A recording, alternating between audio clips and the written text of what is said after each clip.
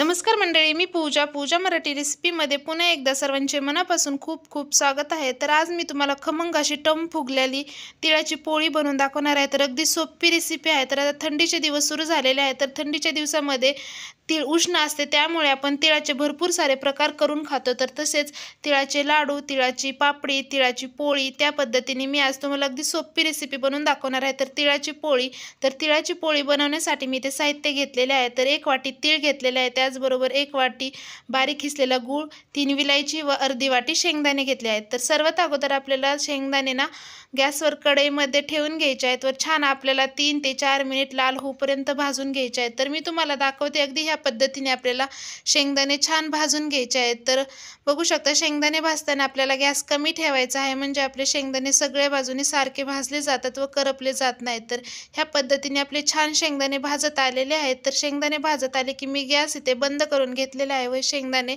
थंड होण्यासाठी बाजूला एका प्लेटमध्ये काढून घेणार आहे।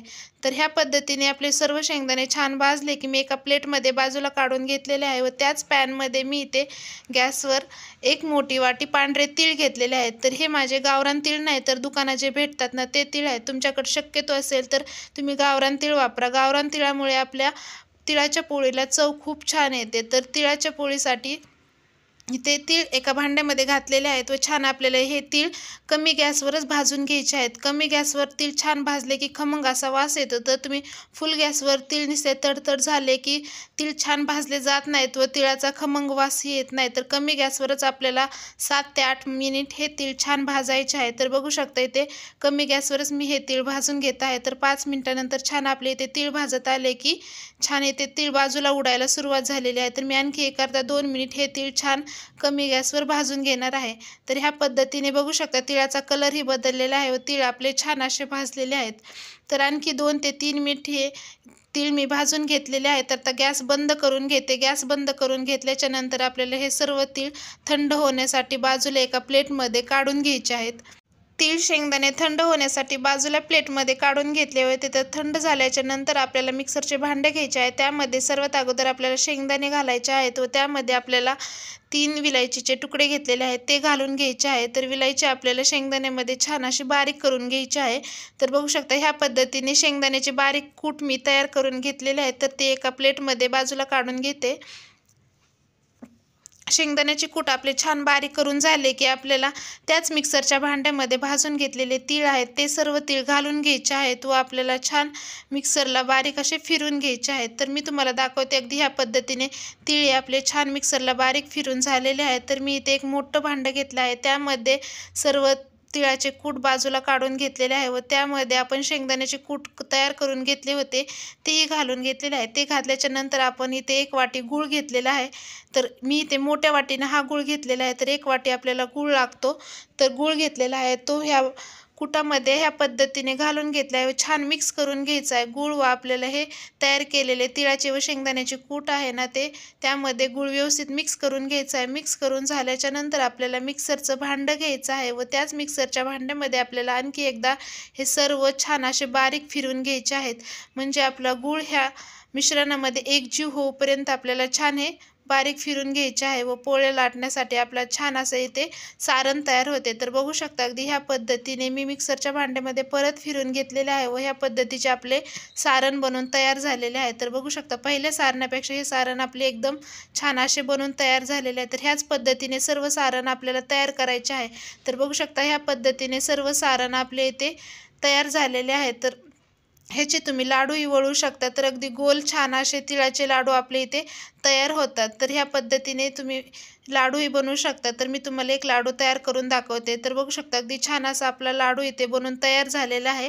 तर मी आज तुम्हाला इथे तिळाच्या पोळ्या बनवून दाखवणार आहे, त्यासाठी मी इथे लाडू बनवत नाही। तर बघू शकता छान अशी इथे आपले तिळाच्या पोळ्या बनवण्यासाठी इथे मिश्रण तयार झालेले आहे। तर इथे आपण गव्हाचे पीठ घेतलेले आहे। तर 3 वाटी गव्हाचे पीठ घेतले आहे, त्यामध्ये चवीनुसार मीठ घालायचे आहे व थोडे थोडे करून पाणी घालायचे आहे व पाणी घालून आपल्याला छान हे पीठ मळून घ्यायचे आहे। तर पीठ आपल्याला हे जरा जास्त घट्टसर नाही तर पातळी नाही तर मीडियम अशी मळायची आहे। तर इथे बघू शकता ह्या पद्धतीने पीठ मळल्याच्या नंतर मी झाकण ठेवून 15 मिनिट बाजूला ठेवले होते। 15 मिनिटानंतर छान आपले पीठ इथे मऊ झाले की मी थोडेसे तेल लावून घेतलेले आहे व तेल लावल्याच्या नंतर हे पीठ छान आणखी 5 मिनिट मऊ करून घेणार आहे। तर ह्या पद्धतीने 5 मिनिट हे पीठ मऊ करून घेतले की आपल्याला याच्या पोळ्या बनवण्यासाठी हे पीठ आपले तयार आहे। तर ह्याच ताटामध्ये बाजूला मी इथे तयार केलेले पोळीसाठी मिश्रण घेते व त्याचबरोबर आपल्याला इथे पोळी लाटण्यासाठी सुक्की पिठी लागणार आहे। तर गव्हाची पिठी मी इथे ताटामध्ये बाजूला चाळून घेतलेली आहे व पोळ्या बनवण्यासाठी आपल्याला इथे कणकेचा थोडासा हुंडा घ्यायचा आहे व छान आपल्याला हातावर 2 मिनिट चोळून घ्यायचा आहे। चोळून घेतल्याच्या नंतर आपल्याला थोडीशी सुक्या पिठीमध्ये हा लावून घ्यायचा आहे व ह्या पद्धतीने गोल असा जशी आपण पोळी तयार करतो ह्या पद्धतीने गोल हुंडा तयार करायचा आहे व त्यामध्ये आपण तयार करून घेतलेले सारण आहे ते ह्या पद्धतीने छान असे भरून घ्यायचे आहे। तर तुम्हाला जेवढे प्रमाणात सारण भरायला आवडते तेवढ्या प्रमाणात तुम्ही भरून घेऊ शकता। तर छान असे इथे सर्व बाजूनी छान आपल्याला पसरून हे सारण भरून घ्यायचे आहे। तर ह्या पद्धतीने छान सारण भरून झाले की आपल्याला हे दाबून घ्यायचे आहे व छान गोल हे जे हुंडा जे तोंड बंद करून हे छान हुंडा तयार करून घ्यायचा आहे। तर मी तुम्हाला दाखवते अगदी ह्या पद्धतीने आपल्याला हा हुंडा तयार करायचा आहे। तर ह्याच पद्धतीने मी इथे 3-4 हुंडे तयार करून घेणार आहे।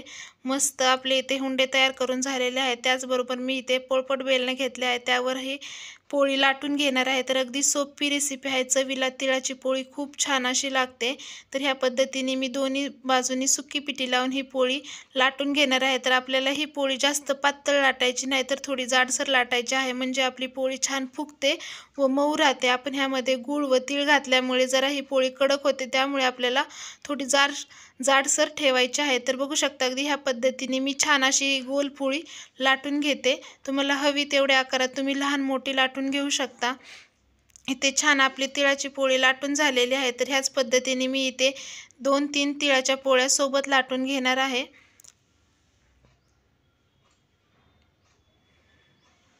तर बघू शकता ह्या पद्धतीने तिळाची पोळी लाटून झाली की मी ही बाजूला काढून घेते व आणखी एक तुम्हाला इथे तिळाची पोळी ह्याच पद्धतीने लाटून दाखवते। तर बघू शकता अगदी दुसरी आपली इथे पोळी छान अशी लाटून झालेली आहे। तर दोन्ही पोळ्या आपल्या इथे लाटून झाल्या की मी गॅसवर ही तव्यामध्ये भाजून घेणार आहे। त्यासाठी गॅसवर तवा ठेवून घेतलेला होता। तवा छान गरम झाला की त्यामध्ये थोडेसे तेल लावून घ्यायचे आहे व तेल लावल्याच्या नंतर आपल्याला ही पोळी तव्यामध्ये घालून घ्यायची आहे व छान त्याला भाजून घ्यायचे आहे। तर बघू शकता ह्या पद्धतीने मी तव्यावर ही पोळी घातल्याच्या नंतर आपल्याला ही पलटी करून घ्यायची आहे।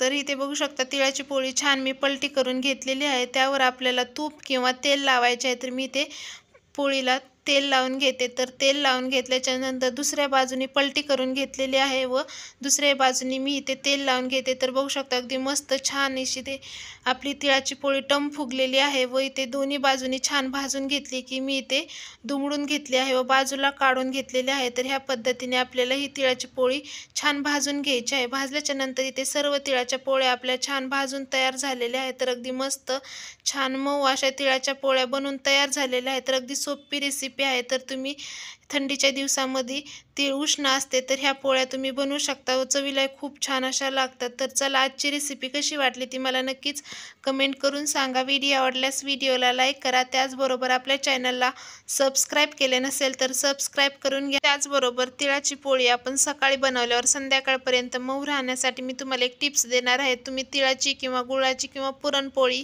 बनवली की ती सकाळी बनवल्यावर संध्याकाळपर्यंत मऊ राहण्यासाठी कशा पद्धतीने ठेवायची मी आज तुम्हाला दाखवते। तर काय ना आपण तिळाची पोळी किंवा कोणतीही पोळी दुमडून ह्या पद्धतीने ठेवली की दोन्हीचे काठ जे असतात ना ते आतल्या बाजून ठेवायचे म्हणजे आपली तिळाची पोळीचे जे काठ असतात ना ते बाहेरच्या बाजूने जे राहिले ना तर ते कडक होऊ नये म्हणून ह्या पद्धतीने आपल्याला तिळाच्या पोळीची किंवा कोणत्याही पोळीचे काठ जे आहेत ना ते आतल्या बाजून ठेवायचे म्हणजे छान पोळी मऊ राहते।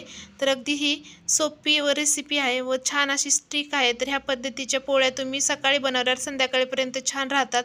चला मग अशाच नवनवीन रेसिपीच्या व्हिडिओमध्ये नंतर भेटूया। तोपर्यंत सर्वांना बाय बाय।